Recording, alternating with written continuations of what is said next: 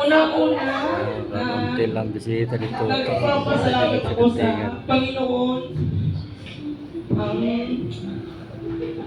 Siyempre, happy ako.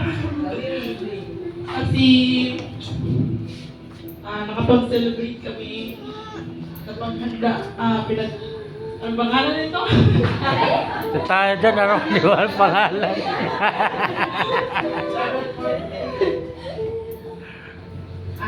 Ang message ko lang sa anak ko is mag-aaral ng mabuti. And sana, lumaking may takot sa Diyos. Ipagpatuloy mo lang yung pag-aaral mo. Alam kong ginagalingan mo sa school. Maraming salamat sa kasipagan mo mag-aral. Para maging Anak ka, makulit. mawala yung pagod namin.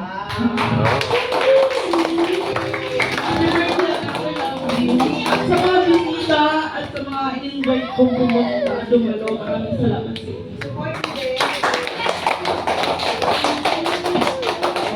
Si Kuya Tanta na-appreciate niya yung message ni Mami, naiyak din siya.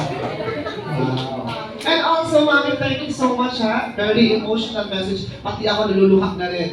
Siyempre, hindi magpapatalo si Daddy. Dahil na Joseph. Napakagaling sinabi ni Mami for Tantan. Ano rin po ang nararamdaman niyo today na celebrate po natin yung 7th birthday party po ni Tantan. And please, welcome niyo rin po lahat ng guests. Thank you. Thank you po na muna sa lahat. Thank you sa mga dumalo na nandito. Salamat sa pag-abala niyo sa birthday ng aming ina. At salamat kasi lagi ka masaya sa amin. Lagi mong ginagalingan sa school. Lagi mong pinapasaya sa papa. Salamat sa lahat na kasi wala akong masabi na, sobra-sobra. Sobrang swerte namin sa iyo. Birthday. Salamat, Papa. Pati ako naiiyak na ako. Naiiyak na ako. Okay, tama to. Magpain na lang tayo. Okay.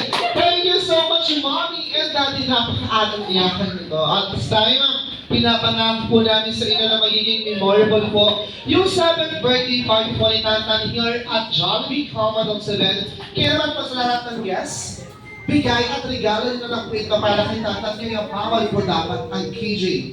At this time, i-start na po namin ang unang game natin para po ito sa lahat. Okay? Tatawagin lang natin itong The Jollibee Bring Me Game. Pero sasamahan natin ng twist. Kaya bago tayo tumakbo sa harapan, dapat makikinig muna ng maigi kay Ate Eds. Kaya naman po sa lahat ng bisita, i-open na po natin ating mga wallets and bags. Baka nandiyan na po yung first item na hinahanap namin. Ang first item to bring natin, madali lang naman po ito. Dahil nalalapit na ang tag-init, ginagamit tuwing mainit ang panahon. Start with the letter B. Go!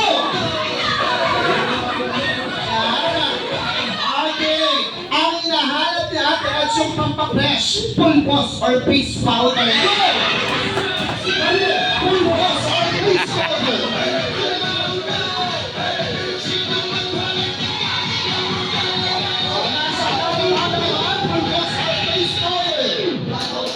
Dali-dali! Wala, eto. Alam kong lahat meron to. Ginagamit kapag nag-chat at nag-text, walang iba kundi cellphone! Go! Ayan, cellphone! Tama si Kuya, yung may basag na cellphone. Cellphone na may basag. Ano ba? May basag? Yun. Okay, ganun lang ha. Ang next item natin, alam kong lahat meron to kasi sila Mommy at Daddy automatic nagbigay yan ng invitation card. First tickets na makakapagkala magkakaroon ng gift kayo naman, talahin na! Go!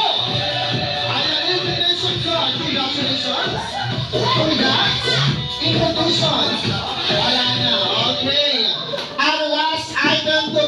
mong kagalingan ginagamit kapag mainit ang panahon, yun mo ang ginagamit kapag